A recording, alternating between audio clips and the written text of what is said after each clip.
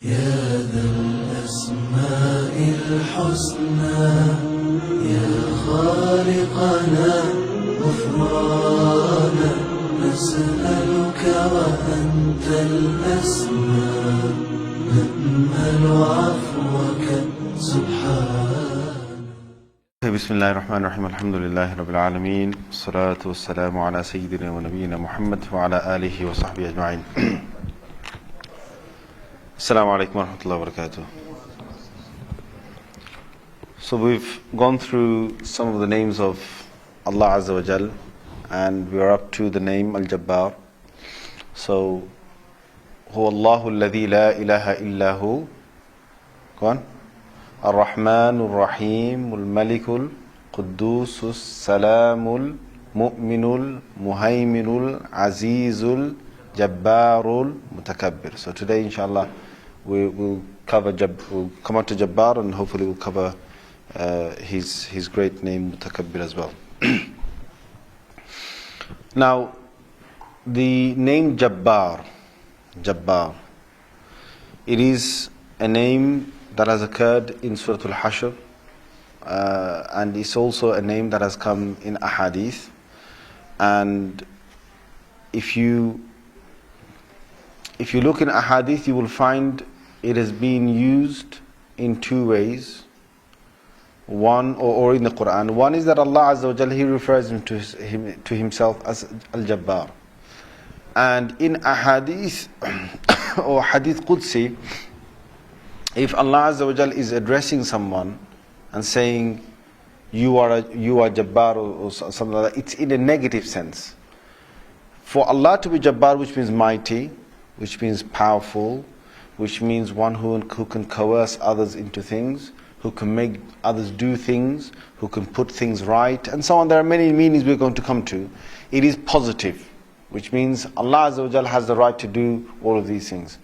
But if the son of Adam becomes Jabbar, tries to become mighty, tries to become a tyrant or someone who's trying to exercise his power, then that is negative. That is why in Hadith, in Bayhaqi, is reported that Rasulullah sallallahu alaihi wasallam says, "Inna Allah azza wa jal idha kana yawmul qiyamah." When the day of judgment will actually come, Allah subhanahu wa ta'ala jama'a Allahu samawati as-sab'i wal ardi. Allah will take within his grip, or Allah will put together, He will bring together all the seven heavens and the seven earths fi qabdatihi, within His power, within His grip, however you want to put it. Allah Azza wa Jalla will bring it together. Then He will say, Ana Allah, I am Allah. Ana Rahman, I am the most merciful. Ana Al-Malik, I am the King. Ana Al-Quddus, Ana Al-Salam, Ana Al-Mu'min, Ana Al-Muhaymin, Ana Al-Aziz, I am Aziz, I am this. And then in the end He will say, Ana Al-Jabbar, I am the mighty one. Ana al-Mutakabbir, I am the one who has the right to show his greatness over others. Ana alladhi bada'tu dunya, I am the one who has started the creation of this world. Walam taku shay'a, when it was nothing. Ana alladhi a'adadtuha, I am the one who has prepared all of this. And Ayn al-Muluk, Allah then follows on by saying, Ayn al-Muluk, where are the kings? Ayn al-Jababira, where are those mighty ones? Where are those kings of the world? And where are the mighty ones? The ones who are tyrants, the ones who used to show their might over others, who used to coerce others to do things and so on. Where are they? So this hadith clearly shows that if it's used in the sense where Allah uses for Himself, it is positive, and if He uses it for any of His servants, then it is negative, meaning that He is not pleased with the fact that someone is Jabbar or someone is trying to show his might. In the Quran, Surah Al-Shu'ara, 26th Surah, verse number 130, Allah says, وَإِذَا بَطَشْتُمْ جَبَّارِينَ. Now this is about the people of Ad, the giants. And Sayyiduna Hud alayhi salam is giving them da'wah, and he's telling them to be humble, and he's saying that when you actually traverse the earth, and when you actually go to others, then and you try and get hold of them, you take hold of them with great might and power, in the sense that you kill them. Because these were giants, and that's how they used to be, that others who were smaller than them, or others who were of their own size, which they had a fight with, an argument with, it would just end up in killing and in murder. So again, the word Jabbarin has been used in this ayah. Now in Arabic, you have also, with this root letters of Jabbar, which is Jim, Ba, Ra, you have the meaning of making two things that are broken be mended, and for them to be, for you to be the mender and for it to be mended. So for example, if you find something like a bone and you're able to put the two bones together and mend it as one piece, then you have just put it together and it has mended. This, obviously Allah Azza wa Jal is the one who is Jabbar, in the sense that He can mend things. This can also be a meaning that Jabbar can hold, which is He is the mender, or the one that puts right things that are broken. Okay? And this type of meaning can be used for others as well, but mainly it will be used for Allah Azza wa Jal. And there is a poet who says, قَدْ جَبَرَ الدِّينَ الْإِلَهُ فَجَبَرَ. Allah is the one who will mend the religion when it's broken, and therefore the religion will be in one piece again. This is Allah's way of doing things, and it has His quality of being able to do things that others are not able to do. Now this thing of mending the religion, what does it mean? It means that He gives it extra might. He's the one that gives the religion an extra might. He will give it an extra support. He will make His religion become dominant over other religions, and therefore He has given a strength to His religion on the earth that it never had before. This is one of the meanings of Jabbar. This is one of the meanings of Jabbar. Jabiruddin or Jabbaruddin, He's the one that can bring a power, give a power and a might and a strength to the deen, to the religion, which it never had before.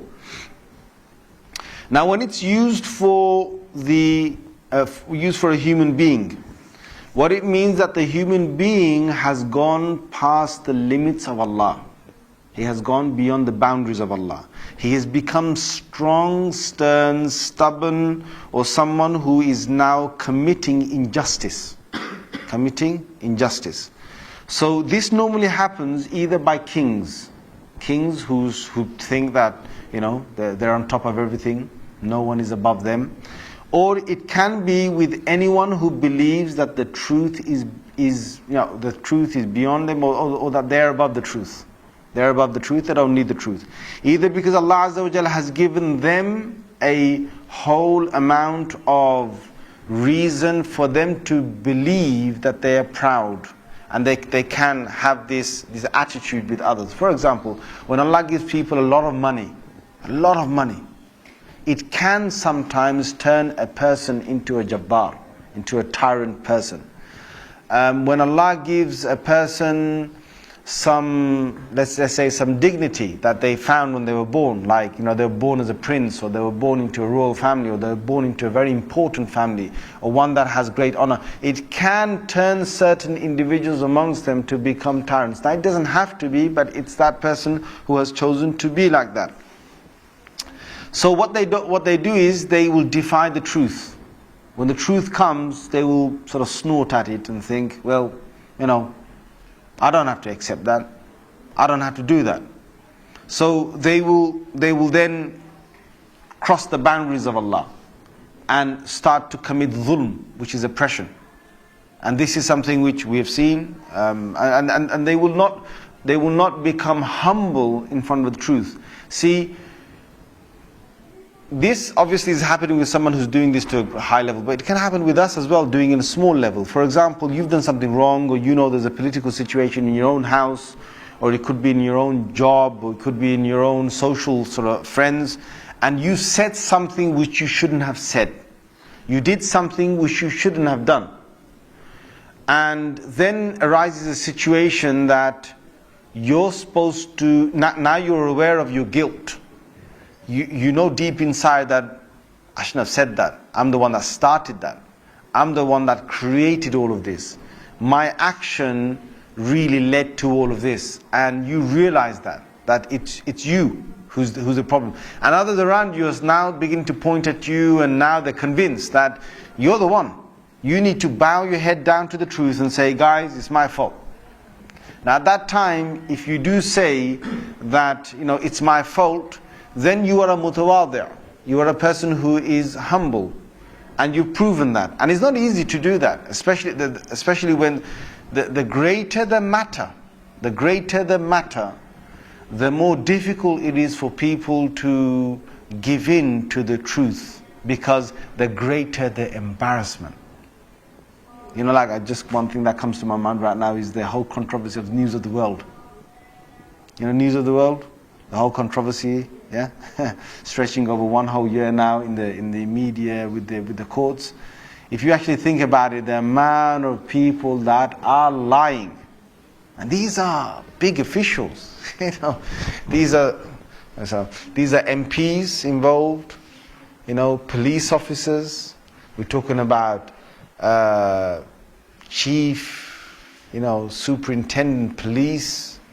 You're talking about media giants that are involved, people who are shaking hands and sitting and standing with the MPs and the Prime Minister, in fact, right?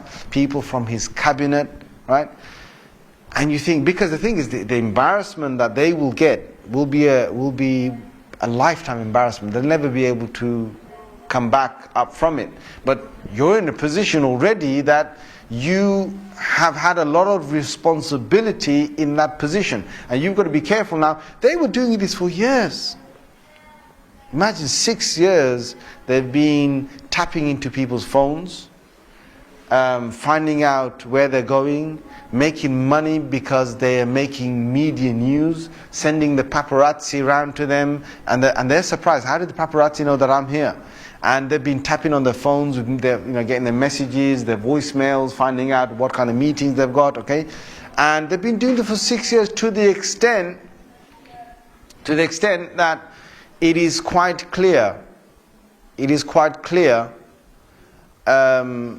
that inside, people inside who have given out, they brought out the inside story that this is happening. It's a big, big embarrassment. And for them now to carry on sort of putting things under the carpet, and now the people, the forces now moving the rug and seeing what's underneath it. And now Miss Brooks and others who are having to give, they're giving the testimony, and now they're tracking back things. That how come, hang on a minute, you said this here, you said that there. And it's, they're still having to, once you start lying, see, the problem is once you lie in the beginning, you have to lie again to hide that lie. But when you make the second lie, you have to make a third and a fourth lie to protect the first and the second lie. And when you carry on doing that, the more lies you make, the more rope you tie around your own neck, or you give to others to tie around your neck, because you're going to get caught one time. See, if it's a simple one lie, then you've got less chance of being caught. But if your lie extends to 10 lies, 20 lies, and further lies to cover the original lie, then you're really having to dig yourself a sand pit and say, goodbye guys, I'm drowning in here. So what I'm saying is that when you're in your own situation, we come across these things that Allah tests you. And He tests to see what you're going to do. Now, if you carry on starting to become this arrogant type of person, and say, no, I don't care, so what? I did it. And that's deep inside you. Whether you admit that to people or not. The worst of people, what they'll do is, they'll keep it all within themselves. And some people, what they'll do is, they will admit it to someone. Even a close friend, they'll admit it. But some others will eventually come out with it. But the one who's the best one is that he'll put his hands up and he'll say, you know what, it's my fault, I'm in the wrong.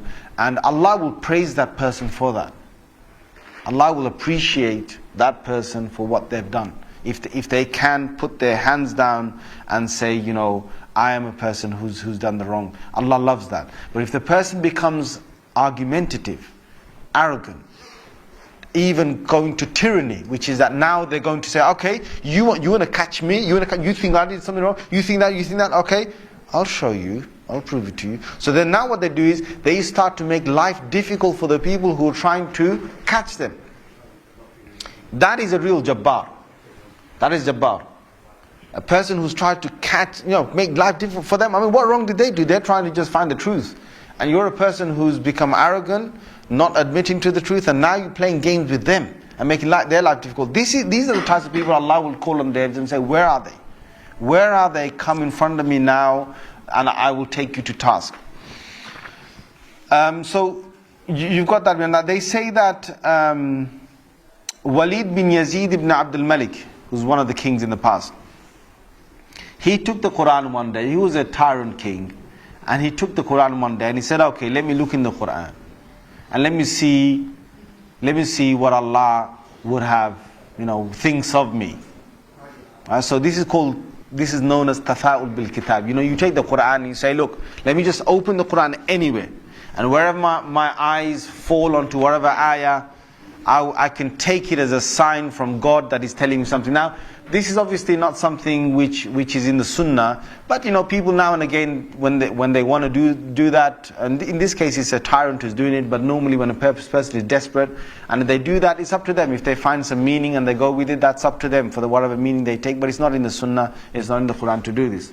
So Walid bin Yazid bin Abdul Malik did that, and he took it and in his hand, and he looked at an ayah in the Quran, and it was in Surah Ibrahim, verse number 15. Surah number 14, verse number 15, which says, وَاسْتَفْتَحُوا وَخَابَ كُلُّ جَبَّارٍ عَنِيدٍ. Allah is saying that, my people who are the believers, they sought help from me. And every tyrant who was stubborn on the ground, they perished and they came to an end and they lost. When my believers called on me, made dua to me, and I came to their rescue, then I crushed every tyrant and every stubborn one on the earth. When he read this, he said a poem. He said, this Walid bin Yazid ibn Abdul Malik, what he did is he said a poem. He said, أَتَوَعَّدَ كُلُّ جَبَّارٍ عَنِيدٍ هَا أَنَا ذَاكَ جَبَّارٌ عَنِيدٍ. Na'udhu billah. He said, what? Every tyrant, every stubborn one, well, here I am. I am the tyrant, I am the stubborn one. إِذَا مَا جِئْتُ رَبَّكَ يَوْمَ حَشْرٍ. Na'udhu billah. He said this. He said that when I come to your Lord on the day of resurrection, فَقُلْ يَا رَبِّي مَزَّقَنِ الْوَلِيدِ. Then you go and tell your Lord that Walid, he ripped your Lord apart. Now, this is a tyrant on the ground who's saying this about Allah Azza wa Jal. And they say that within days he was killed. He was assassinated. And then, by his own people, he was assassinated. And then they hung him. Within his palace they hung him, and his whole people saw his body, dead body, hung on on a place of his palace that the people or his crowds could actually see him. And subhanallah al-azim, when Allah wants to crush someone, He will crush someone. See, when they built the Titanic, I don't know if you know this, but when they built the Titanic and they're going to sail from Liverpool to New York, and they're making this journey, one of the ones who made the Titanic said, was asked in an interview just before they left Liverpool. He was asked, do you think this whole ship can actually sink in the ocean? And you know what he said? This Jabbar, this tyrant said. He said that even if God wanted to sink it, he couldn't sink it. This is in their record. This is in their media. You dig it up, you'll find it.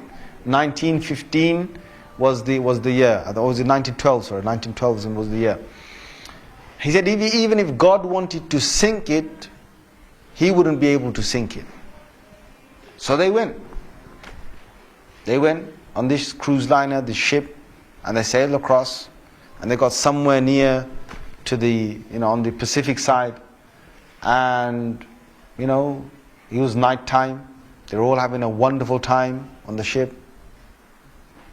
And they're all sort of, these are the wealthiest people who can afford this. Can you imagine? The wealthiest people who can afford this. And the luxuries on this Titanic, there is nothing like this in the world. And they move in the night time and Allah will make them do this. See, Allah will make them do this. If you wanna challenge the Jabbar, the real Al-Jabbar, you wanna challenge him, then he will show you, he'll break you. So they challenged him. So Allah said, okay, you want to do that? I've got your hearts in my hand.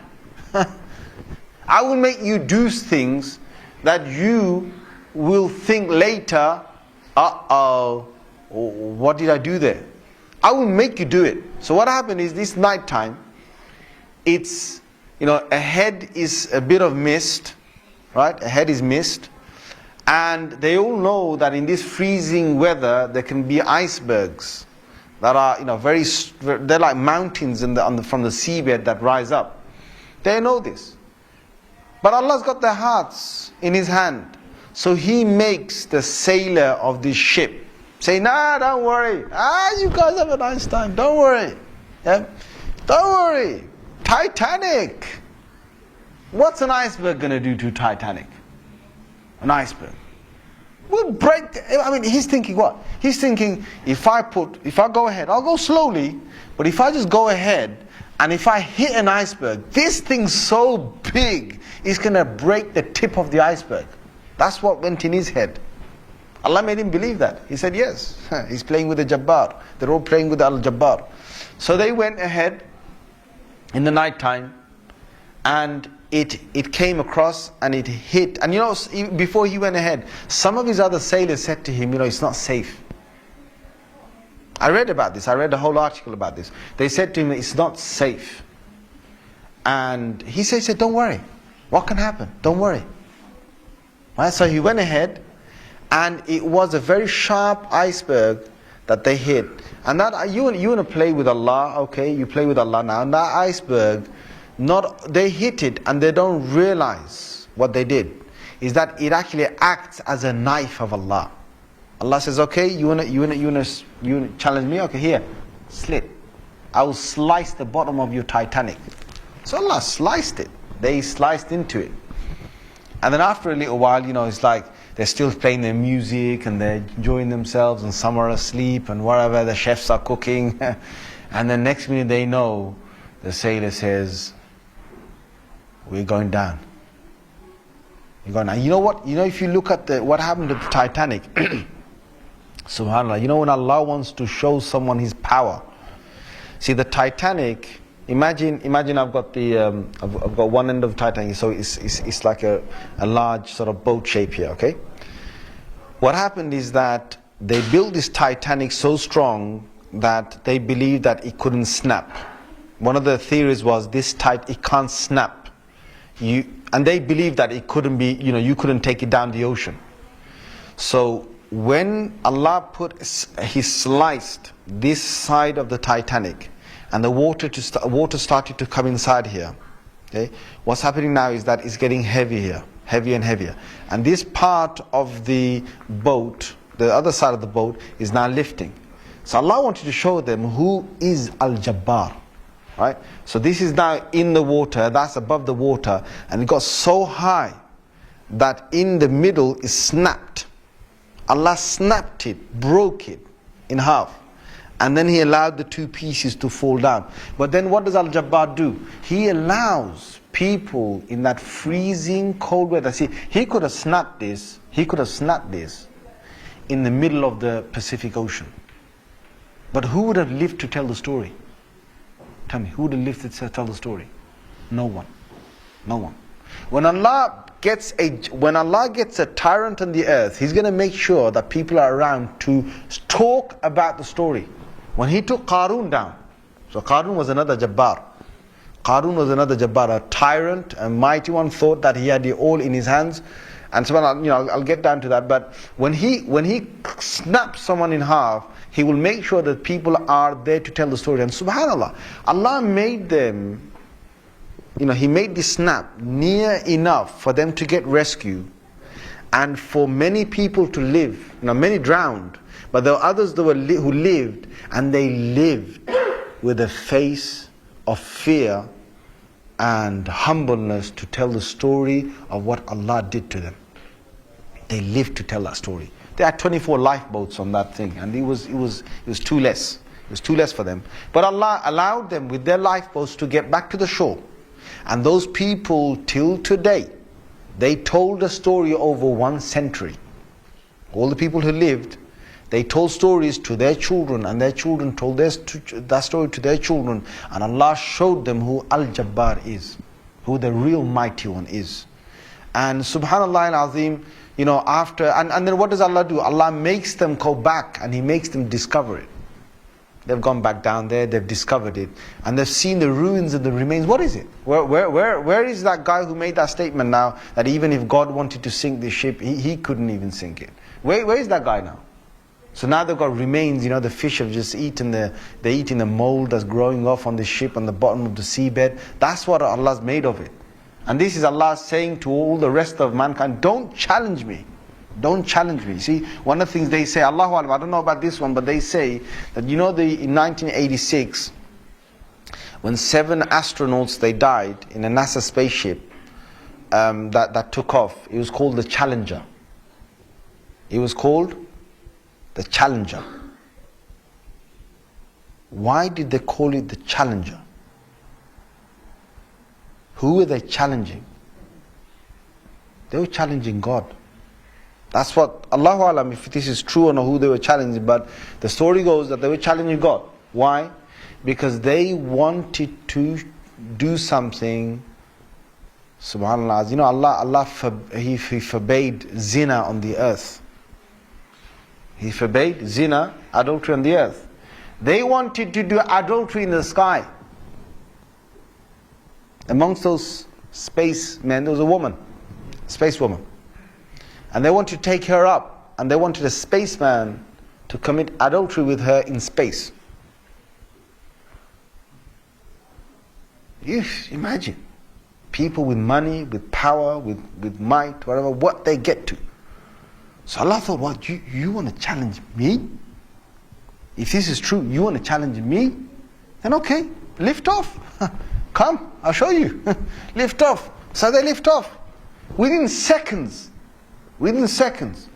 boom, a fire caught at the bottom of the engine, and that was it. Who you challenge? How can you challenge Allah Azza wa Jal? That Qarun is another great example in the Quran.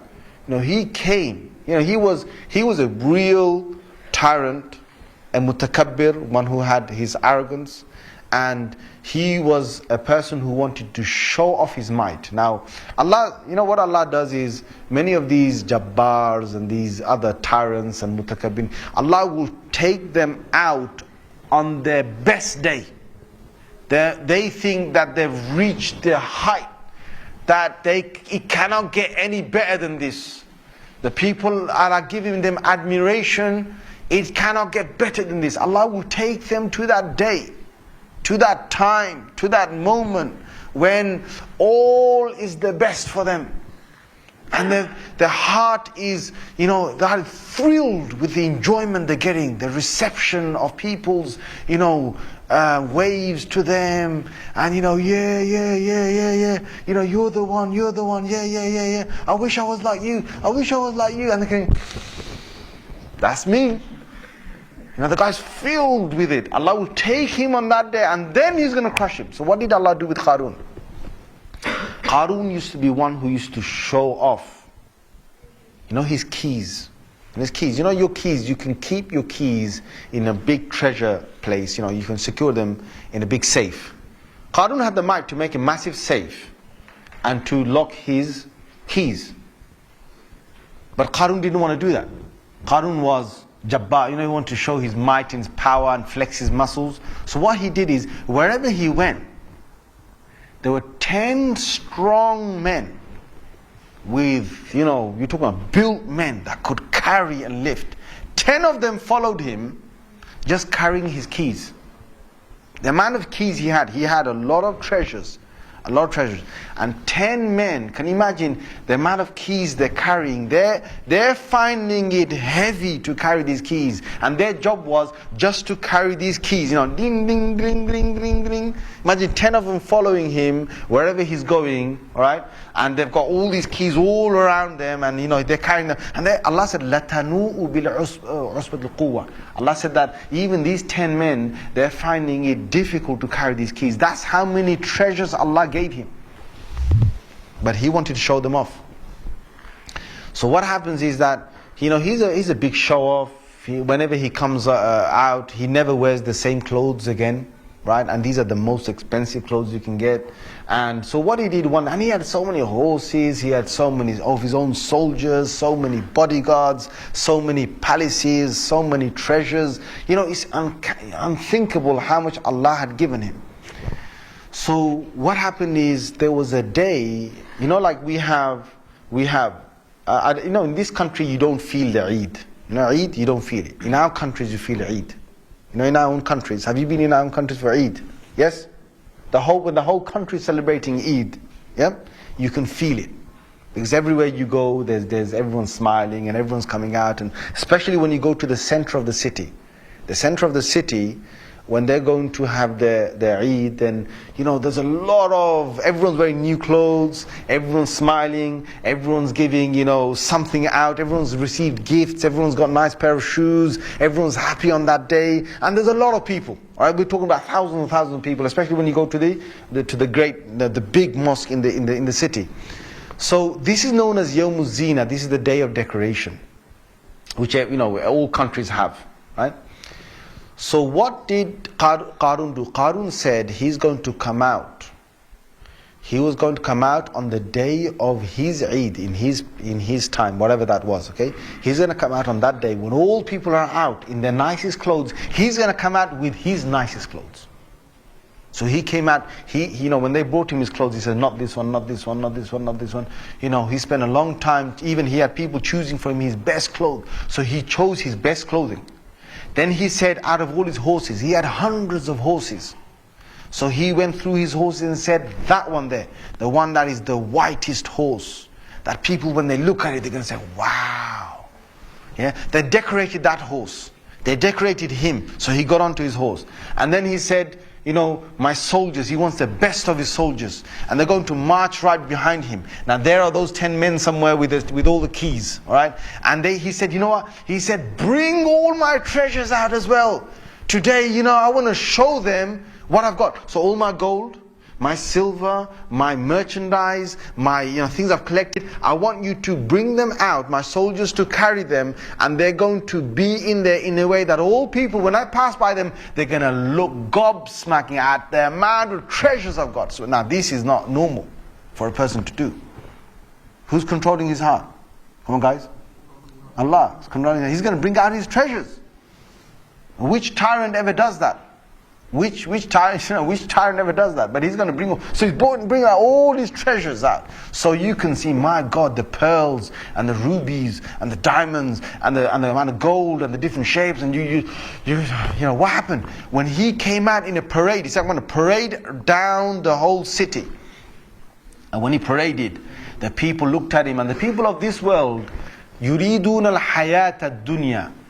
The people who wanted this world, they liked to have this world. They looked at all of this and they said, Ya layta lana mithla ma utiya Qarun. If only we had been given what Qarun has been given. They wished for that. So Allah made them wish for it. So Allah brought all the people. Now imagine, the whole city is here. The whole city is here. And all types of people. You've got the yuridun al hayat ad dunya, the people who want to gain this earth, and you've also got those people who are the people of knowledge, right? They said no. They said what وَقَالَ الَّذِينَ أُوتُوا الْعِلْمَ وَيْلَكُمْ They said, no, no, no, what are you doing? Woe to you. Don't ask for this. Whatever Allah has given, it is enough. Whatever Allah has given is enough. Don't wish for whatever they knew that he was a mutakabbir, he was an arrogant tyrant who thought that he was it. And he used to play with people, whatever games he wanted, because he had power, he had might. And the great Fir'aun, he was his friend. Fir'aun was his friend. The pharaohs, they were friends. Basically, if anyone touched him, he go and tell his mate Fir'aun, and you forget it. Your history, mate. He'll make you a slave if he has to. So no one messed with Qarun. This was the ultimate tyrant that Allah took out as an example of Quran. So what happened is that when he came out with all of this, and people were looking in amazement of how much he's got. People were on one side, and other people were on another side, and right in between is his parade. And when he got to his highest, and he thought, wow, this is who I am. فَخَسَفْنَا بِهِ وَبِدَارِ. Suddenly, Allah Azza wa Jal told the earth, my earth, swallow him in right now. Swallow him in front of all these people.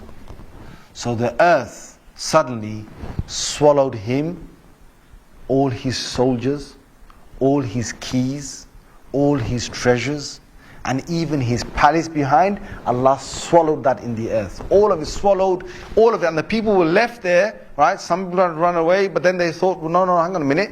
It's just swallowed him. Just his soldiers. Just his palace.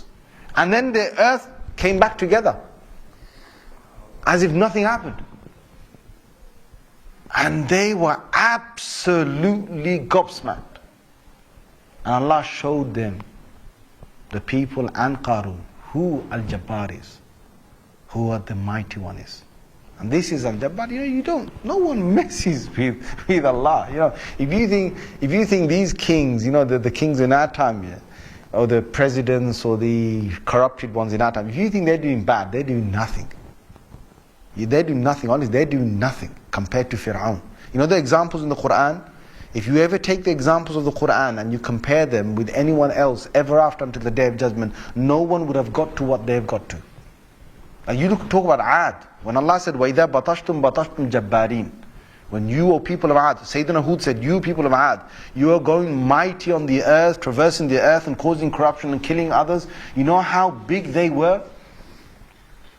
How big they were? Allah gave them such power from birth that when they grew up, they became so tough that they looked at the mountain. And imagine they looked at the mountain and said, yeah, that mountain, that looks like a nice house for me. So they started to carve out. They carved out their house inside the mountain. And they lived in mountains. And they got to other, they were so big, they used to make certain sculptures and certain idols, and they used to put them on certain hills and certain mountains. And this is these people who Allah gave this power to. Do you think anyone else is going to get this power ever till the Day of Judgment? Anyone's going to become giants like them? A large tree that we've got here, they used to pluck that tree out of the ground like you would pluck out a weed out of the ground. Another way a weed grows, and you basically just take the weed with your hand and you pluck the whole thing out. They take a large tree off our ground and they're able to pluck that out of the ground. That's how much power. And then they got to the height when they thought, all other people in the rest of the world, they're midgets. They're midgets. They're little ants for us. If we want to go and just step on them, we can kill them. We can kill them by stepping on them. So they said, when they made their statement, they said, Man ashaddu minna quwwa. Who has more power than us? Who's got more power than us? Who can have more power than us? We're the most powerful. So Sayyidina Hud said, he said, don't you see that Allah, the one who gave you this power, must have more power than you? Can't you make that logic? So how did Allah take those Jabbarin down? They were Jabbarin. They're people who wanted to challenge Allah Azza wa Jal. Imagine how big they were, right? They were giants. How did Allah take them down? Subhanallah al-Azim, you read the Quran, you will find out. in Surah Al-Haqqa, Surah Al-Hamim Al-Sajda. Allah sent a wind. Okay? Now when this wind came, today there was a bit of a storm. Did you see that? You see that storm about 1, 2 something, 2 p.m. something. It was quite rough. All of a sudden it came and you can see things blowing away. Now Allah can do that. Within seconds He can send the wind. So He decided to send them a wind within a moment. Now this wind is coming towards them, but it's so strong. It's blowing so strong. When the wind hit them, these Jabbarin, when the wind hit them, it was so forceful. Imagine it did this to them, that the wind lifted the giants from the ground into the air. That's how forceful the wind was. It lifted them up, but it was so strong that when they came back down with the force of the wind and they hit the ground, they hit it so hard that their arms from the joints and their legs from the joints and the heads from the joint of the body just cracked, smashed, ripped open, and an arm of a giant was found over there, another arm found over there, a leg found over there, another leg over there, his head's over there, and his body's over here. Allah says, and it wasn't just like up and smash, no. Allah took them up, then He twisted them in the wind, right? This must be some kind of tornado, and He twisted them in the wind, and then He brought them down, crashing down, smack, and then their limbs were basically left separated on the ground. Allah says, Ajaz Nakhlin Hawi. Allah says what? He says, the way if I took a date palm from the ground, and if I was to lift it up with the tornado and twist the tree and break it and crush it on the ground, the way that would have happened with these branches split over a whole ground, in pieces, that's how I left their limbs on the ground. But then Allah didn't stop there. See, one wind, one great tornado, within minutes Allah could have done this. No, He didn't. He let that tornado carry on spinning in their place for 7 nights and 8 days. 7 nights and 8 days. Now what does a tornado do to it? Now, there's never been such a long one in the history of mankind. Have you ever heard of a tornado that's lasted for a whole week in one place and is carrying on ripping, tearing pieces and moving? You've never heard of that. This is history in the Quran. So Allah Azza wa Jal, why did He do that? Because what I believe is that the tornado, after killing them, would have taken this dust and the sand and their houses and trees or whatever, and carried on mincing them in pieces till it got to dust, and then Allah settled it all over them. Which means what? Which means that they're buried deep inside the ground. Deep inside the ground. And there is going to be a day, my friends, when Allah will get some archaeologists that will come back and they will discover these bones. There's going to be a day when Allah will show their limbs that have been scattered. There will be a day. But this is what Allah Azza wa Jal did with those Jabbars. So coming back to the meaning of Al-Jabbar, Imam Qurtubi says, and he quotes on Ibn al-Ambari, he says that Jabbar can have many different meanings. One meaning of the Al-Jabbar is Al-Qahhar, the one who will coerce others, force others. He will force others, show his might over others to make them do something. That's one meaning of Al-Jabbar. Number two, the second meaning of Al-Jabbar is Al-Musallit, which means that he can come as a force controlling them. He can control them. Al-Musallit, one who has got such overbearing power that they cannot organize themselves to control themselves, but this controller controls them. That's one meaning of Al-Jabbar. And that meaning of controlling others, if you want to find that meaning in the Quran, you look in Surah Qaf, the Surah number 50 and number 45. Allah has said, وَمَا أَنْتَ عَلَيْهِمْ بِجَبَّارٍ. O Muhammad, I haven't sent you to the earth to become a controller over these people. You don't have, your mission is not to control these people. You've been sent to Makkah and to the world to tell them about Islam and tell them about the message of Islam. But you're not a person who I have sent to control them. What does that mean? That means that you do your job. You just deliver your message. You get them to understand the message. That's fine. Leave them to accept the message. Accept the message, they have to accept it. You can't force them to accept it. You can't control them, and your job is not to do that. Not that Rasulullah ﷺ was doing that, but he really had a heavy heart that these people weren't accepting the message, and that's why Allah has to say that to him.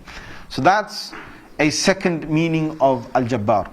A third meaning is Al-Qawiyyul Azimul Jism, that someone or a being who is great and great in its size.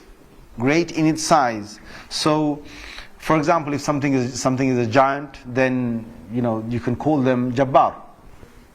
If you want to find this meaning, Ibn al-Ambari says that you look in Surah Ma'idah, the 5th surah, ayah number 22. Inna fiha qawman jabbarin. When Allah sent Musa alayhi salam and his people to go and to take over Palestine and the Holy Land, they came there and they looked and they saw these Amaliqa, they saw these giants that were inside Palestine. So they said, Na'udhu billahi min dhalik, they said to Musa, he said, you go and tell your Lord to go and fight inside there because there's some giants in there, we can't fight them. And Allah simply said to them that you walk in that city and they will walk out. I will put fear into their hearts. I will put fear into the hearts of the giants. Allah can do that, yes or no? Yes, He can do that. Just like, sometimes you're a giant and a spider, small spider, appears and you go, ah! Have you not seen that?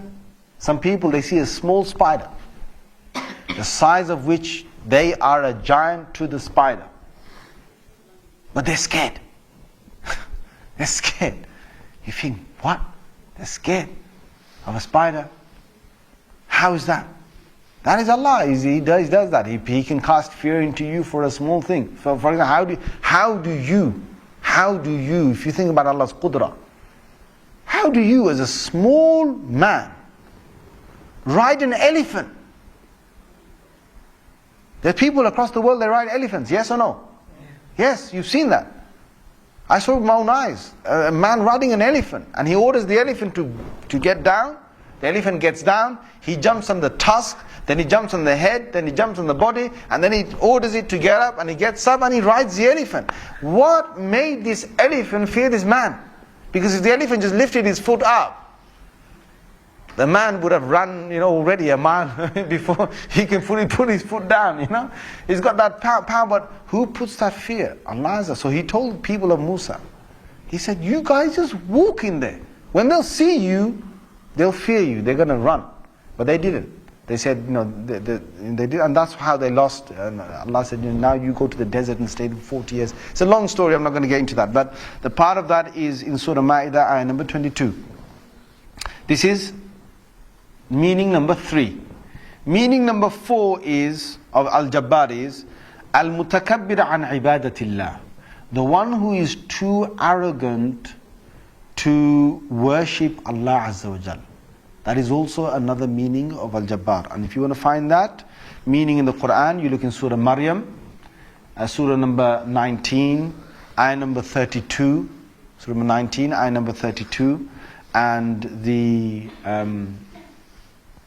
verse says, وَلَمْ يَجْعَلْنِي جَبَّارًا شَقِيًّا. Sayyiduna Isa ibn Maryam, Sayyiduna Isa, the son of Maryam, alayhi salam, he said that I've been born and I've got these qualities, and Allah has not made me one who is too, there Jabbaran means what? I'm not too arrogant to work, to become a servant of God. There are certain people you meet, subhanallah, they're too arrogant to bow down. I don't know if you've ever looked into the story. I read the whole autobiography of Malcolm X. It's a really good book if you want to read it, by I think it's by Huxley. So if you get to read the autobiography of Malcolm X, it's a wonderful book, wonderful piece, very good English in there as well. One of the fascinating things I found about him was that he was, and this is clearly, you know, representing people like that. He lost faith in God. He lost faith, and he became a person who was imprisoned. And in the prison, he was so fed up of his life and what he believed that if there ever was a God, he used to swear at that God. This is before he became Muslim. He used to swear at that God. He used to, you know, when they ever, in the prison inmates, if they ever brought the subject of God, he used to be the most foul-mouthed person about God. That effing this and whatever, you know, he would come out of his mouth. To the extent that he earned himself the name of Satan. The other inmates would refer to Malcolm X as Satan because of his attitude towards God. And then somebody came inside the prison and gave him dawah, and he accepted the dawah, so he became a Muslim. But he said the most difficult thing for him now was to do what we do so easily. Now you've got to understand this. You know what we're doing every salah, subhanallah. If you read this passage in Malcolm X's book, it really makes you think, what are we doing every single salah? Because in salah, you are, and I want you to first understand what Malcolm X is saying. Malcolm X is saying that I had to kneel and bow down to this deity. So he said that was the most difficult thing for me to do. The most difficult thing. He said, I bent my knees slowly. Can you imagine? I bent my knees slowly and I put them onto the ground. Now he's still thinking, what is he doing? He's in his cell in the prison. And he wants to do sujood to Allah, but it's not easy. It's not easy. So he's bending his back slowly, and he's thinking, how am I going to put my nose and my forehead on the ground? Okay, I'll go far as this. Alright? I'll go far as this. But then it took him a lot to break himself inside and to say, you know, no, come on, I've got to do this. And he puts his nose and his forehead onto the ground. You know what that is? That shows that a man has no pride left. That I'm nothing compared to you. And I've given myself 100% into you. You are everything, I'm nothing. I want us to realize, you know, when we go to sujood, it's a big thing. It's not a small thing. It's telling Allah that Allah, you're everything. I've given myself into you. My hands, my feet, my body, my knees on the ground, my head is on the ground, my nose on the ground, my brain's next to the ground. You know, you are everything. You've got my forelock in your hand. This is a big statement we're making by the sujood. So, you know, this ayah, lam yajan Jabbar Shaykh, there are people on the across the globe. They can't do it. They can't become a servant of God. You know, in Rasulullah sallallahu alaihi wasallam's time, once he read an ayah in front of the Kaaba, and he read it with such beauty, and the meaning was so beautiful, and you know, Rasulullah sallallahu alaihi wasallam, he went into sujood, and the people, the kuffar around him, they went into sujood, right? But there was one guy who was mesmerized by the Prophet's recitation and about the whole verses, but he was too arrogant to go into sujood. So he picked up a rock from the ground and he put it to his head. That was his sujood. That was his sujood. He's too arrogant. There are people like that. They're too arrogant to make the ibadah or go into the worship of Allah. So this part you will find there. So this was a fourth meaning of Jabbar. A fifth meaning is which what I already said about the people of Ad, that they would go around killing. Batashtum Jabbarin. This is in Surah Shu'ara 26 and ayah number 130. Right? So they basically, this is that meaning. And also you will find in Surah Qasas, Surah number 28, ayah number 19, in turidu illa an takuna jabbaran fil ard. You know, this statement was made to Musa alayhi salam, and the person who made it was a non-Muslim, but he said, when Musa ﷺ killed that Coptic, and the next day he came and found another argument that soldier who was a non-Muslim said to Musa, he said, all you want to do is you just want to kill on the earth. You're going to kill this. Not the soldier, the person who he came to aid to, and there was some confusion over the matter. Not that Musa ﷺ wanted to do that, but he was accused of this. But the meaning there, Jabbaran fil ard, is qattalan, which means you want to kill. So one of the meanings of Jabbar is to kill. And a sixth meaning of Jabbar is at-tawil min al-nakhli. If you have a tree or something that becomes really tall, really big in size, it can be referred to as al-Jabbar. And Imam Qurtubi has narrated poems from Imru al-Qais and others, and the meanings of this all comes to one, which is that sometimes you can get a grape that can become really big in size. In the Arabs would refer to it as Jabbar, meaning that it's an overgrown size, it's really big. So anything big can have the meaning of Jabbar. Imam Khattabi, he says that Allah Azza wa Jal, when He is Jabbar, it means that He can do with His creation something of His, either of His command or Him preventing them. He can do something with them as a sultan, as a king, as one who is in might and power, as one who rules over them. He can do that, and he can compel them. He can compel someone to do something. That is the meaning of Jabbar. Also, because Allah is the one that the poverty and the needs and the necessities of His creation, because Allah fulfills them, Allah amends their poverty, their situation of poverty.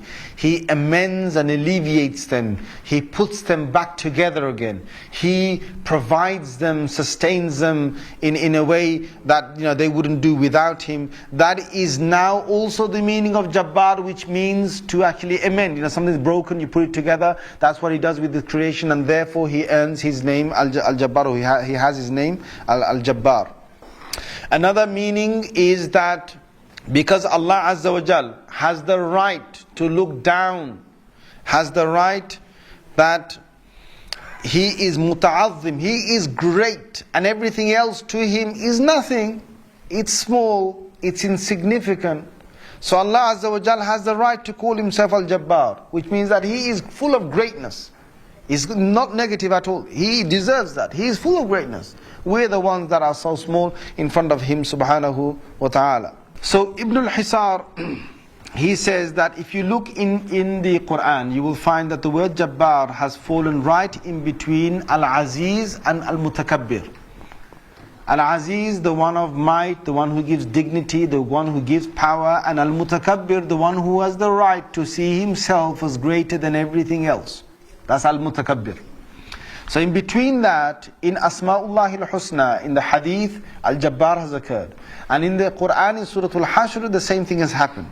So what does this mean? This means that the meaning of Al-Jabbar we should give to Allah Azza wa Jal for Him being Jabbar is that He is mighty, He is full of power, and He is omnipotent, which means that He has the power to do anything. That's the meaning we should give Him. And that is why when Rasulullah sallallahu alayhi wasallam, he used to go into his ruku and sujood, one of the phrases he used to say, which has been reported in Ahmad, Abu Dawud, Tirmidhi, Tabrani, Bayhaqi and so on, is Subhana dhil mulki wal malakuti, Subhana dhil izzati wal jabarut. So Subhana dhil mulki wal malakut, Subhana dhil izzati wal jabarut, which means what? That He's in sujood, Rasulullah sallallahu alaihi wasallam is in sujood on ruku, and he's saying, You, O Allah, You are exalted and above and free from any blame or anything that is impure that has been attributed to You, the one who possesses the dominion and the one who possesses all things that are owned. You, O Allah, are much high and much exalted and much free from any blame, anything impure attributed to You, the one who is possessor of dignity, izzah, and wal jabarut, power, the one who is is possessor of power, of might. You are that one. So from this hadith you understand, Ibn Hasan says that from this you understand that Allah Azza wa Jal, Rasulullah Sallallahu Alaihi Wasallam, when he said this, the meaning of Al-Jabbar given there, or Jabarut given there, is of might and of power, and that is the meaning of Al-Jabbar, that is mighty, he is powerful. Even though you can say that Al-Jabbar is the one that can actually smash things, he can, if he wants to smash anything on the earth or the creation, you can give that meaning to Al-Jabbar, yes, but it's more appropriate that you give him the meaning of being mighty and being powerful. And this all comes back to one thing, which is that Allah deserves, rightfully so, to have the quality of being almighty, all-powerful, having the greatest of existence and the greatest of might, the greatest of power, in a way that no one besides him has any right to claim over that. So all others should subdue to his power. Another meaning is, another thing that comes from this meaning is that Allah Azza wa Jal, since He is powerful, He is in no need, this is a beautiful phrase here, يَسْتَغْنِي عَنِ الْأَتْبَاعِ فَلَا يَكْثُرْ بِهِمْ مِنْ قِلَّةٍ وَلَا يَسْتَنصِرُ بِهِمْ مِنْ ذِلَّةٍ كَمَا قَالَ تَعَالَى وَلَمْ يَكُنْ لَهُ وَلِيٌّ مِنَ الذُّلِّ. Allah Azza wa Jal in Surah Al-Isra, He has said in ayah number 111, He has said He has no one close to Him due to Him being low. If He makes anyone close to Him, He has done a favor unto them. If Jibreel is close to Him, it's Allah's favor that Allah made Jibreel close to Him. If Allah makes Muhammad sallallahu alaihi wasallam a close one to Him, if Allah said Ibrahim is my Khalil and I consider him to be a metaphoric friend, not a real friend, but one who you could, the way you see a friend, that I give him that title, fine.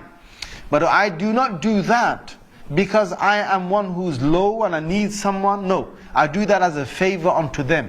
That's my favor to them. So Ibn al-Arabi says that due to this, you can see the name Al-Jabbar.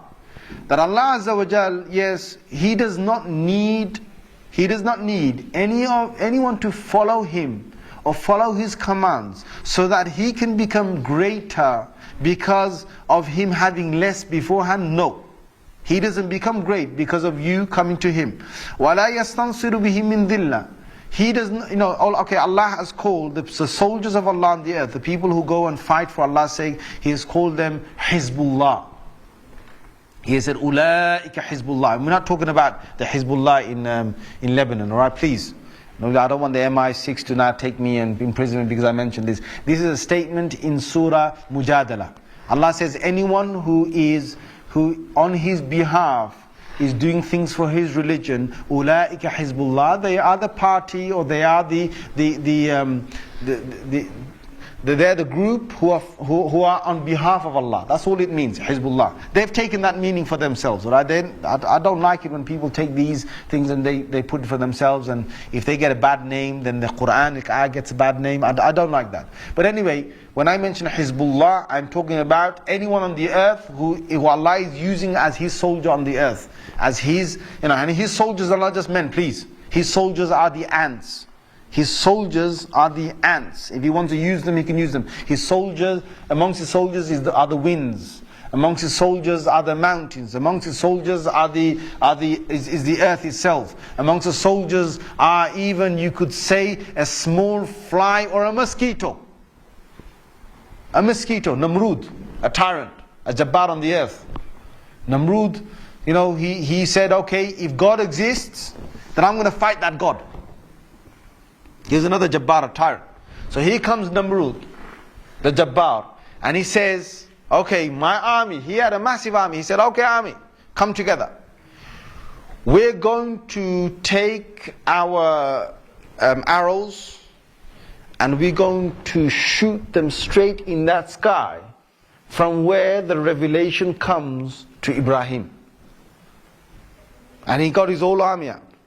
And he said, come on! You call yourself Allah, God? You think you're there? Well, if you're there, I challenge you.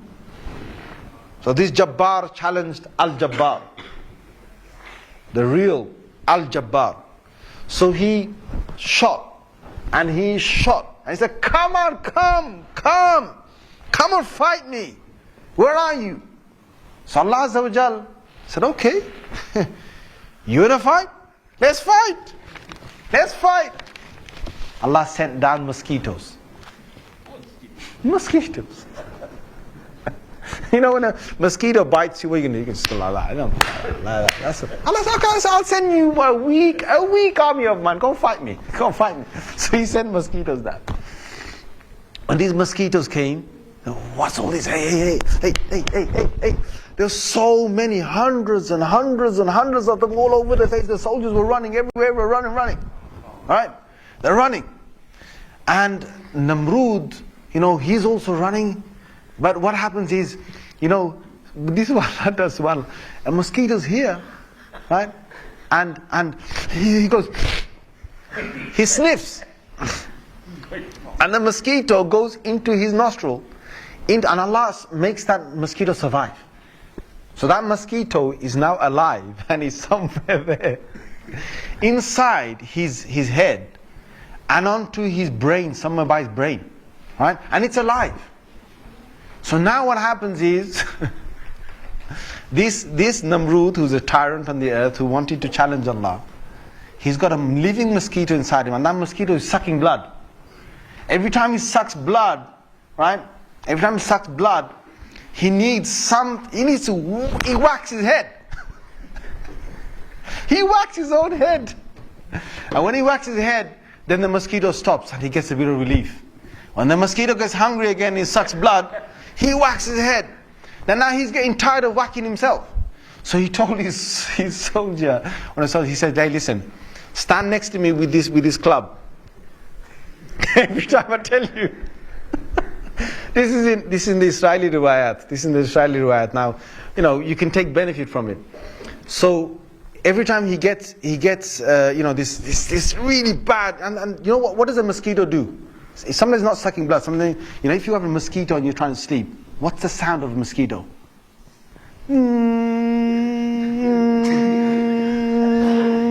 Right? This thing's in his head. So it's going, and it's going, and he's going mad. So he's telling this guy, no, hit me. So he hits him. That's good. Then he rests for a little while. And he says again, when the mosquito bites, he says, hit me. So he hits him. This soldier is standing there. He's hitting now the king. He's hitting Namrud. That Namrud challenged Allah. So he's hitting that Namrud. Now he's hitting him. Now this soldier, now days are going by, and this king is going mad. He's going insane. This buzzing sound, the sucking of his blood, It's one small soldier of Allah.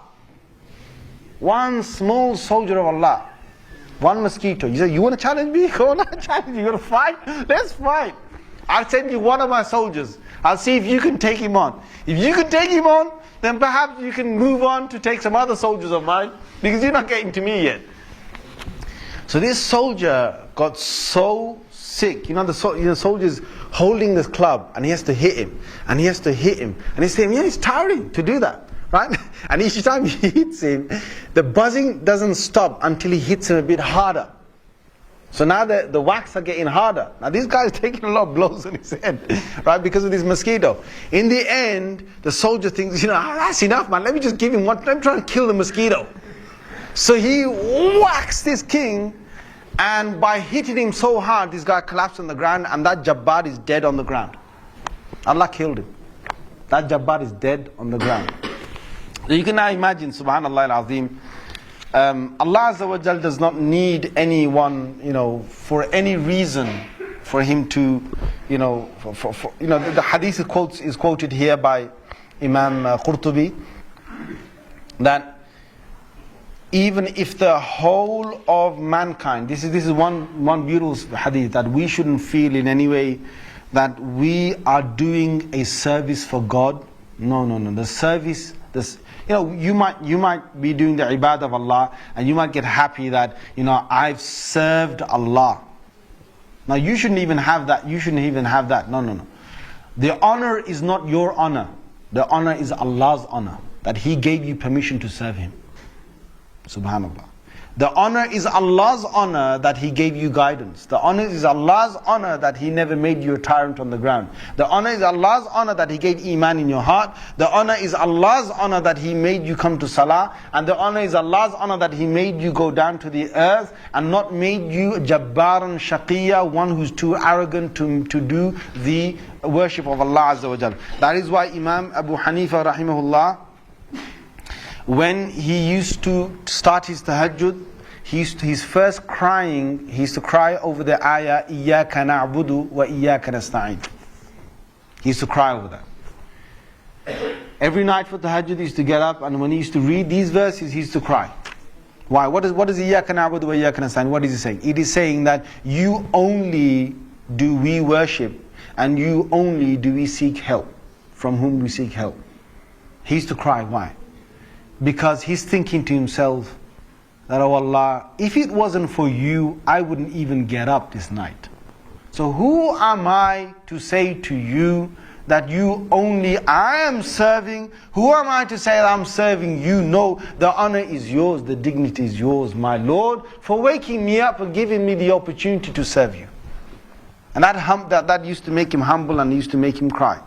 And Imam Qurtubi says that one of the things that you need to remember is that you make yourself this miskeen in front of Allah, and that's one of the hadith of Rasulullah sallallahu alaihi wasallam in Tirmidhi. Allahumma ahyini miskina, wa Allah, make me stay alive as one who needs you, who's in need of you.